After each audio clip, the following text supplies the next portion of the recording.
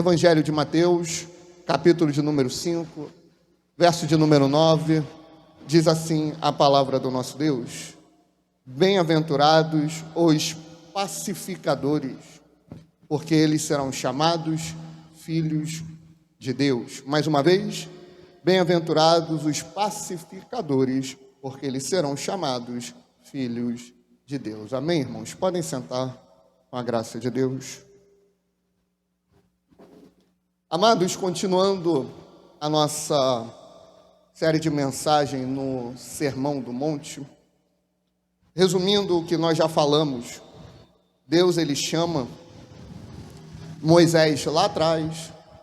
Moisés vai até o monte, ele recebe a tábua dos 10 mandamentos, ele desce, isso em Êxodo 19, em Êxodo 20 ele desce e fala: e Deus disse todas essas palavras: eu sou o Senhor teu Deus, que te tirei da terra do Egito, da terra da servidão. Não terás outros deuses diante de mim.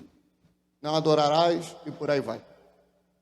Ali, ele está trazendo o modelo de vida e o padrão que aquela nação que estava se formando deveria seguir. Nação que se originou de Abraão, de Isaac, de Jacó, que Deus foi guardando, provendo, sustentando e respaldando durante toda a sua trajetória. Não diferente acontece no Novo Testamento. Só que o Novo Testamento não é um homem que sobe, recebe de Deus e desce. É o próprio Deus que se faz homem e desce, vai até o monte e começa a pregar e começa a ensinar. O que eu quero dizer com isso? O mesmo grau de importância, talvez até mais, que os judeus dão para os 10 mandamentos, eu e você, como igreja, temos que dar para o Sermão do Monte. Os princípios de um cristão estão aqui. A lei do povo de Deus está aqui. E para eles era inquebrável, que eram os mandamentos. Para nós está no Sermão do Monte. Sermão do Monte, Deus desce e fala com o povo para formar o seu povo, e o princípio desse povo é andar em felicidade. Mas é uma felicidade verdadeira. O mundo tenta ser feliz a tudo que é custo. Você conhece alguma pessoa que é alcoólatra? Você acha que ela tem o prazer pelo prazer de ser alcoólatra? Ela encontra ali algum momento de felicidade. Algumas pessoas encontram em coisas ou até em pessoas um momento de felicidade. O cristianismo não é assim. Alguém já disse uma vez: Senhor, se tenho a Ti, eu tenho tudo. A nossa satisfação está nele. Por isso, ele começa o princípio do reino falando das bem-aventuranças. Bem-aventurança é ser o quê? É ser mais do que feliz. É o suprassumo da felicidade. Ele começa falando: bem-aventurados pobres de espírito, porque deles é o reino dos céus. O pobre de espírito é aquele que reconhece a sua fragilidade, a sua miséria, reconhece o que é. O pobre de espírito, ele vai chorar e vai ser consolado. Por que ele vai chorar? Porque não é só reconhecer a nossa miséria, é sentir raiva da nossa própria miséria, é não gostar da nossa própria miséria. Não é o chorão, não é aquela pessoa que tudo chora, tudo lamenta. Oh meu Deus, como a vida é difícil. Oh meu Deus, como o mundo é cruel.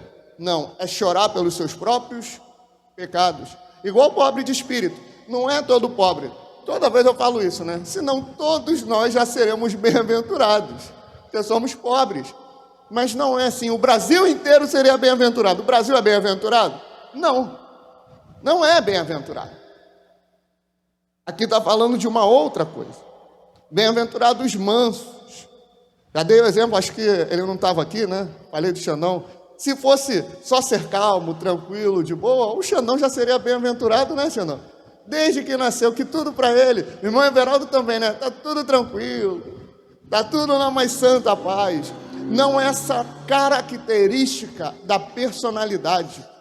O manso, no grego, é aquele que domina uma fera selvagem. É dominar os seus impulsos. Ou seja, reconheci o que sou um miserável. Chorei pelo que sou, agora eu vou dominar minha natureza caída. Eu não vou deixar a minha natureza caída prevalecer.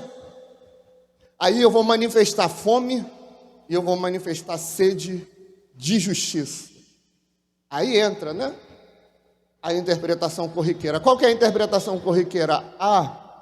Eu tenho que desejar que as coisas certas aconteçam. No Brasil tem 30, 40, 50, 60% da população aí que quer que o que é certo aconteça. Tem muita gente que não é de igreja, que não é cristão, que não quer saber de Deus, que fica indignado quando vê uma injustiça acontecendo. É ou não é? É claro que tem. Essa fome e sede de justiça não é sobre isso. É uma fome e sede de Deus, porque Ele é a nossa justiça. Quando Jesus veio à terra, Paulo fala isso aos Coríntios, Ele se fez a nossa justiça. Então é ter fome e sede de Deus. Os misericordiosos é aquele que olha com empatia quando o próximo erra, porque sabe que recebeu misericórdia, então ele dá essa misericórdia também. E os limpos de coração é aqueles que caminham em santidade. Então você vê que Jesus, como o mestre dos mestres, ele estabelece tudo de uma forma muito lógica, precisa e padronizada. Aí a gente chega aqui no versículo 9, bem-aventurados pacificadores. Existe uma necessidade que a existência, que a vida demanda. Qual que é essa necessidade? Paz. A gente quer paz. O pacificador não é um pacifista. O que é o pacifista? Está tudo bem. A gente aceita tudo. A gente vê alguma coisa errada acontecendo, não, está tudo certo. Não, eu não quero problema para a minha vida. Eu não vou me meter ali, porque em briga de marido e mulher, me mete a colher. Não é assim que falam? Então, quer dizer, se eu ver um homem, um marido batendo na sua esposa, então, para eu ser um homem de paz, que não quer mais problema, eu vou deixá-la apanhar. Eu não vou protegê-la. Como é que funciona isso? Então, ser um pacificador não é ser um pacifista. O pacifista é um cara omisso, é uma pessoa omissa, é uma mulher omissa. É uma mulher que aceita tudo, ou seja, não tem mais padrão, não tem mais verdade, não tem mais o absoluto. Deus, ele é absoluto. Deus, ele é um padrão. Deus, ele é uma verdade. Ele não muda. Amém, irmãos? Não tem nele sombra de dúvidas e nem de variação. O evangelho é um só. Misericórdia. Foi pertenço que há em mim. Nessas horas o coração...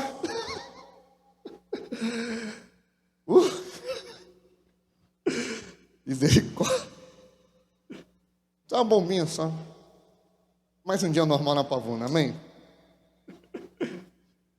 Modelo de paz, então, amados, no meio secular, é aonde cada um segue os seus próprios objetivos e os seus próprios interesses, independente se vai ou não atingir a vida do próximo. Ou seja, desde que eu viva a minha verdade, a minha opinião e a minha realidade, eu estou bem, eu estou feliz, eu estou em paz. Só que não é assim que a Bíblia vai estabelecer. A Bíblia vai mostrar que a gente está em guerra. E é uma guerra sobrenatural. Tiago, no capítulo 4, você anota esse capítulo para meditar em casa depois, ele vai falar assim a partir do primeiro versículo. De onde vêm as guerras e pelejas entre vós? Porventura não vem disto a saber, dos vossos deleites, que nos vossos membros guerreiam, cobiçais e nada tendes, matais e sois invejosos, e nada podeis alcançar, combateis e guerreais, e nada tendes porque não pedis. Tiago está falando o seguinte, a guerra que existe entre vocês, o princípio dela é por conta dos vossos deleites, das vossas vontades, é por conta dos prazeres que tem no coração de cada um de vocês. Existe guerra, e isso é inegável. Só que a guerra, ela não está só no nível de homem contra homem. A guerra, ela está no homem contra Deus. O versículo 3, pedis e não recebeis, porque pedis mal, para gastardes em vossos deleites. Adúlteros e adúlteras, não sabeis vós que a amizade do mundo é inimizade contra Deus? Portanto, qualquer que quiser ser amigo do mundo, constitui-se inimigo de Deus. Ou cuidais vós, em vão diz a Escritura, o Espírito que em vós habita tem ciúmes? Antes ele dá maior graça. Portanto diz, Deus resiste aos soberbos, mas dá graça aos humildes. Amados, o que Tiago está falando é o seguinte: por conta dessa guerra entre homens, qual é o motivo dela? Os vossos próprios desejos e prazeres. A guerra que está lá na Ucrânia e na Rússia até hoje, a guerra que está lá no Hamas e Israel até hoje, e o pessoal todo que luta contra Israel, tudo isso poderia ser evitado se o problema verdadeiro do ser humano fosse resolvido.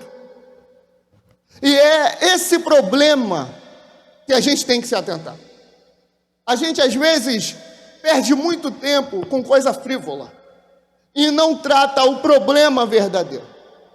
Tiago está falando, a causa da guerra entre vocês e da guerra contra Deus é os deleites, são os prazeres, ou seja, é o pecado que está aí dentro. O grande problema está no teu interior. Provérbios 4:23, sobre tudo que se deve guardar, guarda o teu coração, porque dele procedem as fontes da vida. A bem-aventurança anterior qual que era? Bem-aventurados os limpos de coração, porque eles verão a Deus.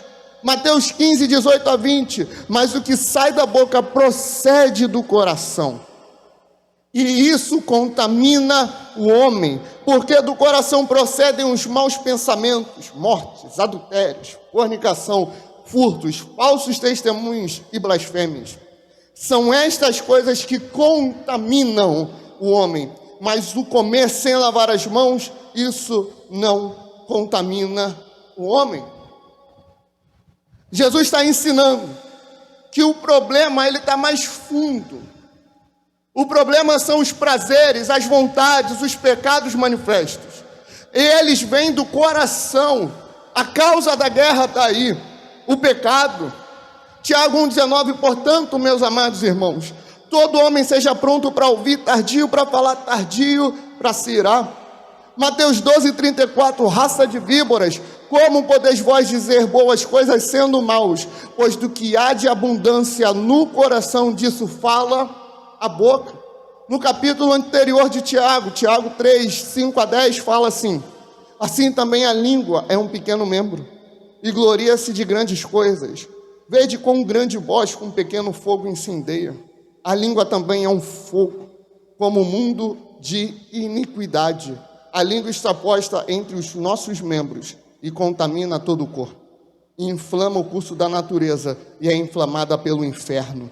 Porque toda a natureza, tanto de bestas, feras, como de aves, tanto de répteis, como de animais de mar, se amansa e foi domada pela natureza humana. Mas nenhum homem pode domar a língua. É um mal que não se pode refrear. Está cheia de peçonha mortal. Com ela bendizemos a Deus e Pai, e com ela amaldiçoamos os homens, feitos à semelhança de Deus. De uma mesma forma, de uma mesma boca procede bênção e maldição. Meus irmãos, não convém que isto se faça assim. E por fim, Provérbios 6:16-19. Estas 6 coisas o Senhor odeia, a 7ª sua alma abomina: olhos altivos, língua mentirosa, mãos que derramam sangue inocente, coração que maquina pensamentos perversos, pés que se apressam a correr para o mal, testemunha falsa que profere mentiras, e o que semeia contendas entre os irmãos. O que é que todos esses textos vão falar? A Bíblia, constantemente, ela vai repreender o mau uso da língua. Constantemente ela vai falar, olha, o homem, ele seja pronto para ouvir, e que ele demore para falar. Olha, cuidado com a tua língua, é uma peçonha mortal. Só que todos esses textos vão mostrar que o problema não está na língua. A língua expõe um problema que está no coração. A língua expõe a problemática que existe no nosso interior. A língua expõe todo o pecado. Lembra que Jesus fala? O problema não é o que entra, mas o problema é o que sai, porque do interior do homem procede todas essas maldades, procede blasfêmia. Do interior do homem vem o adultério. O adultério, ele não começa, irmãos, quando o homem ele vai, pega uma mulher, pega uma prostituta, sendo ele casado, e se deita com ela. Começa lá atrás, começa com o olhar. Lembra que a Bíblia vai dizer, Jesus fala, que os olhos são a candeia do corpo. Se os teus olhos forem bons, todo o teu corpo será bom. Mas se eles forem trevas, quão trevas serão? Começa quando está nas redes sociais, olhando as mulheres seminuas. Começa lá, quando não dá atenção para a esposa, é lá atrás que começa. Não é aqui. Não é quando se deita, o adultério está lá. Por isso que Jesus, mais na frente, a gente vai falar sobre isso, bem mais para frente. Ele vai falar, olha só, o que é que te faz pecar? É o olho, arranca fora. É a mão, arranca fora. O problema começa lá dentro. Então, se a gente não corta pela raiz, é por isso que a Bíblia vai dizer, fugir da aparência do mal. Mas o homem, a mulher, ele é soberbo. Lembra? Deus resiste ao soberbo. O homem e a mulher fica ali, ó. Não, pecado nenhum pode me derrubar. Não. Ninguém pode vir contra mim. Eu sou muito santo. Eu falo com Deus. Aí ele está ali olhando na cara do perigo. E a Bíblia está aconselhando, foge. Corre da aparência do mal. Corre. É por isso que muita gente fala que quando você fala mal de alguém, a gente sabe mais sobre você do que a pessoa que você está falando mal. Por quê? Porque isso vai revelar a inveja que tem no coração. Isso vai revelar a maledicência, o ódio que você tem pelo próximo. Aí a misericórdia, bem-aventurados misericordiosos, já é jogado por terra. Por quê? Porque a tua língua está revelando o que você é por dentro. A tua língua é a tua espada nessa guerra. Nessa tua guerra contra homens e contra Deus. A língua é o que causa todo esse mal. Por um problema de fala, você pode ter governos indo um contra o outro. Por um problema de um discurso, você inflama toda uma nação. Por um discurso, ou alguns discursos, Hitler pegou a Alemanha, virou ela de cabeça para baixo, fez ela virar nazista, racista e tudo isso daí. Por causa de discurso, por causa de fala, porque ele expôs o que estava no coração dele e manipulou todo um país, toda uma nação. São os danos que a língua traz, porque a língua vai revelar o que está no coração.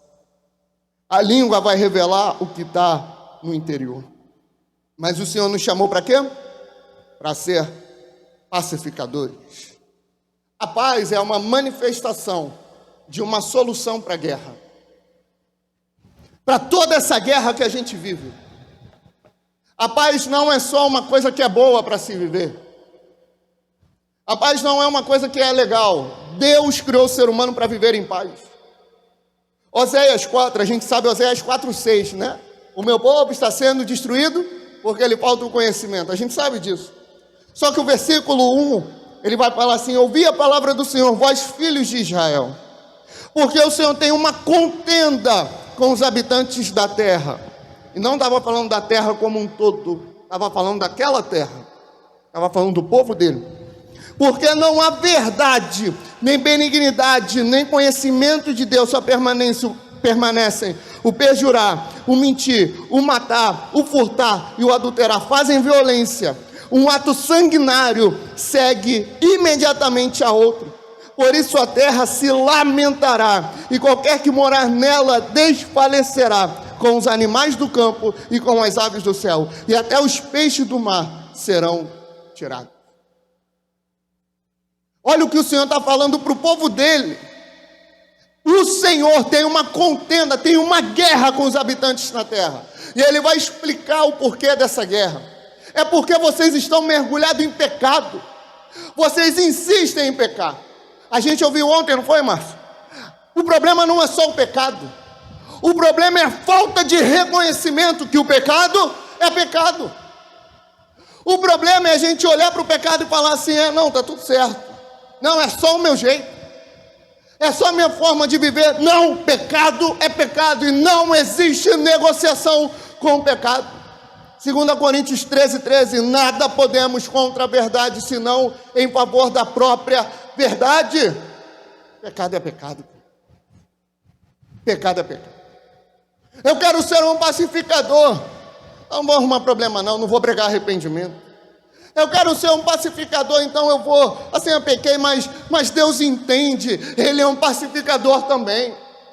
Ele veio para me trazer paz. Calma, não é assim que funciona.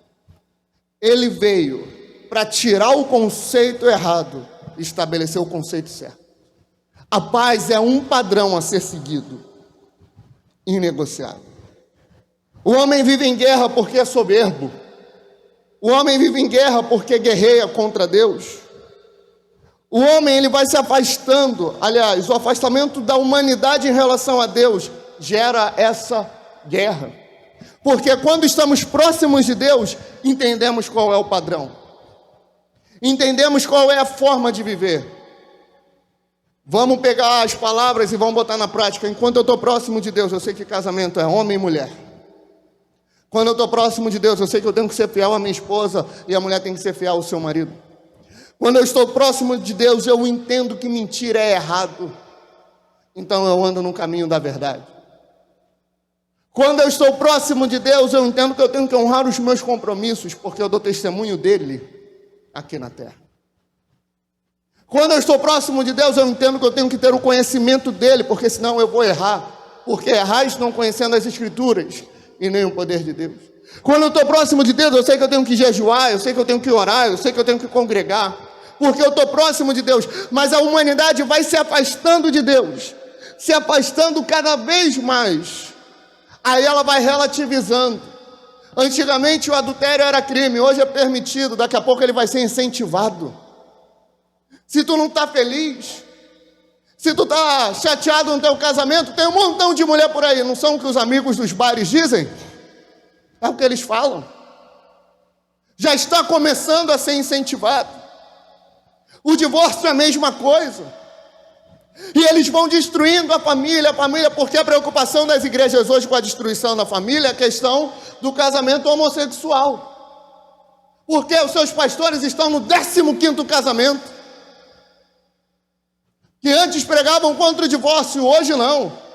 Divorciam, recasam e por aí vai. É terrível, amados. Mas por quê? A humanidade ou a igreja vai se afastando de Deus, afastando. E aquilo que era um padrão absoluto para eles, mudou. Agora tudo é verdade. Agora tudo é certo em nome do amor. Não é assim que o evangelho funciona. Por conta disso, a terra se torna maldita. A terra está amaldiçoada. Lembra? Adão, ele peca. E o Senhor vira para ele e fala, por tua causa, a terra será maldita. Por tua causa. O problema do mundo se chama pecado. O problema da igreja se chama pecado. O problema não é economia. O problema não é saúde. O problema não são as escolas. O problema é pecado. O problema é que o povo não se arrepende. O problema é que o povo não chora pelos seus pecados. O problema é que o povo não se prostra diante de Deus. Esse é o problema.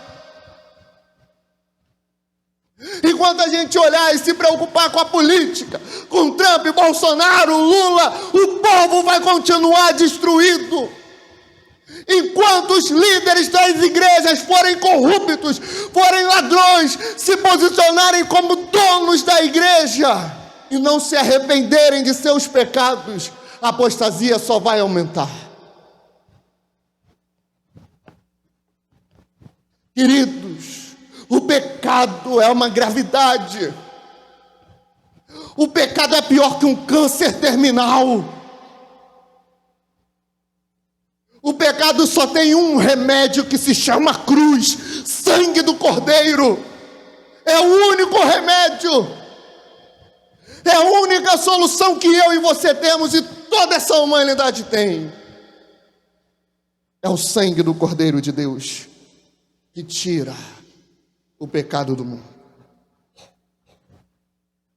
Romanos 5:1, tendo sido, pois, justificados pela fé, temos paz com Deus, por nosso Senhor Jesus Cristo.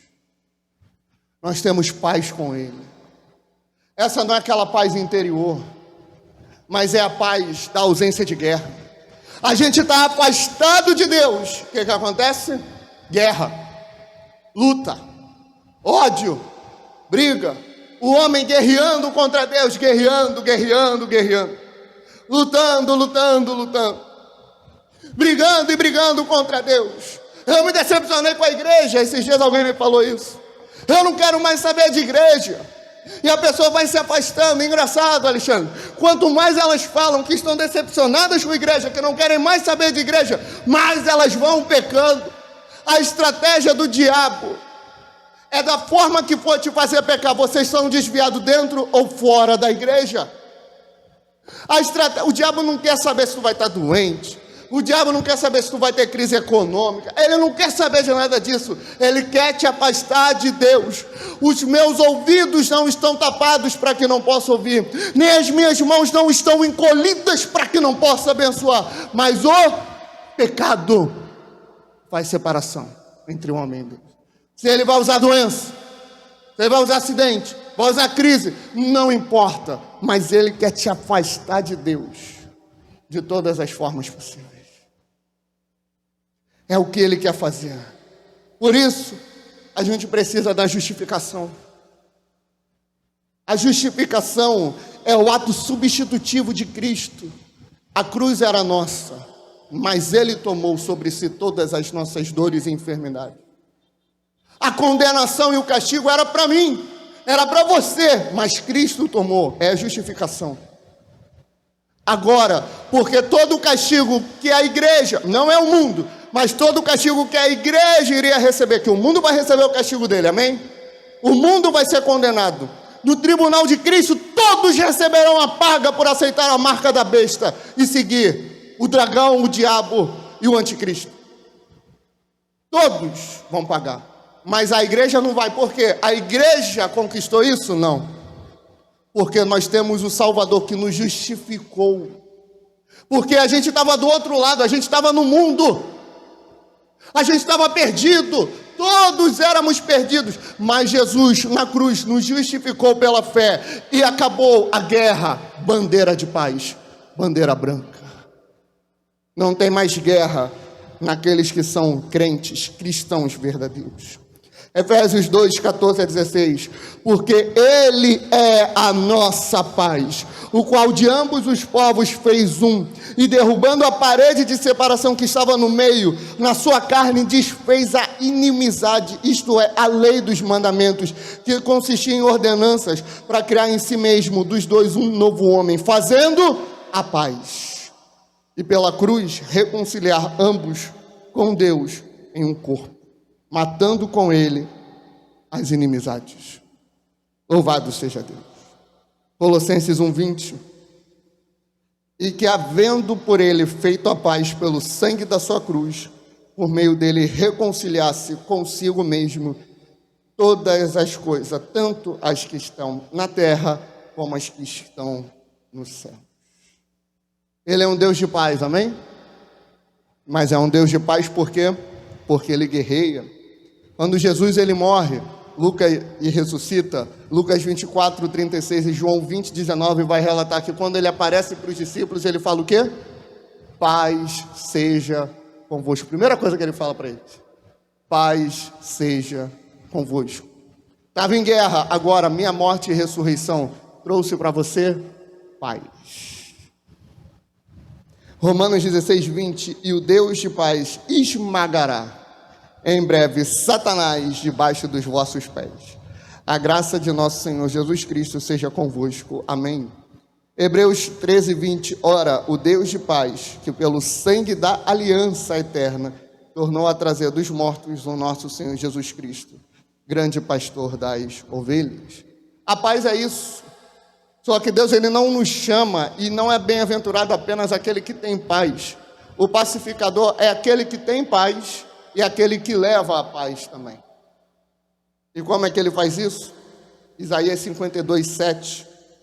Quão formosos são sobre os montes os pés do que anunciam as boas novas, que faz ouvir a paz do que anuncia o bem, que faz ouvir a salvação do que diz a Sião, o teu Deus reina. Romanos 10, 15. E como pregarão se não forem enviados? Como está escrito, quão formosos são os pés dos que anunciam o evangelho de paz, dos que trazem alegres novas de boas coisas. O pacificador é aquele que sofreu, que passou pelo processo de paz, que hoje está em paz com Deus. Ponto. Esse é o pacificador. Só que o pacificador, ele também leva a paz. Ele também é um agente de paz. Ele pode levar paz para o interior. Ele pode levar calmaria também. Só que a paz de Isaías 52, 7 e de Romanos 10, 15 é a paz que é sinônimo do evangelho. O pacificador é um cristão. Se o pacificador leva a paz, ele leva o evangelho. Ele prega a palavra de Deus. O termo grego para pacificador aqui em Mateus 5 é eirinopoios, aquele que faz a paz, aquele que manifesta a paz, é o que quer dizer. Então o pacificador recebe, e ao mesmo tempo que ele recebe, ele leva essa paz. Ele evangeliza, ele prega, ele anuncia o evangelho do reino de Deus. A gente não precisa achar que tem um chamado de evangelista ou não, que tem a unção de evangelista ou não. A gente consegue evangelizar. A gente consegue falar com as pessoas sobre Jesus. A gente consegue convidar para o culto. A gente consegue convidar para uma célula, para um pequeno grupo. A gente consegue falar que Jesus pode ser a solução que ela está procurando. Ou melhor, Jesus é a solução que ela está procurando. Que Jesus pode perdoar todo o erro, toda a culpa, todo o pecado. Jesus é essa manifestação da paz. Ele é, amados irmãos. Ele é. Você não precisa esperar uma iniciação, aquelas coisas meio de ocultismo, né? Eu tenho que receber aquela unção, aquela não. Se você ouvindo essa palavra, você crê, a paz que você recebeu, você já tem a capacidade de levar a outras pessoas. Amém? Bem-aventurados pacificadores, porque eles serão chamados filhos de Deus. O que quer dizer ser chamado filho de Deus? Vai ser conhecido como filho de Deus. Sabe aquela história, tu está no mercado, está acontecendo alguma coisa, as pessoas estão chateadas, mas tu está lá com um sorriso no rosto, está feliz, está alegre. Você buscou a Deus de manhã, aí a pessoa te viu, nem te conhece e fala, pô, tu tem alguma coisa diferente? É isso. Esse é o bem-aventurado. Esse é o mais do que feliz.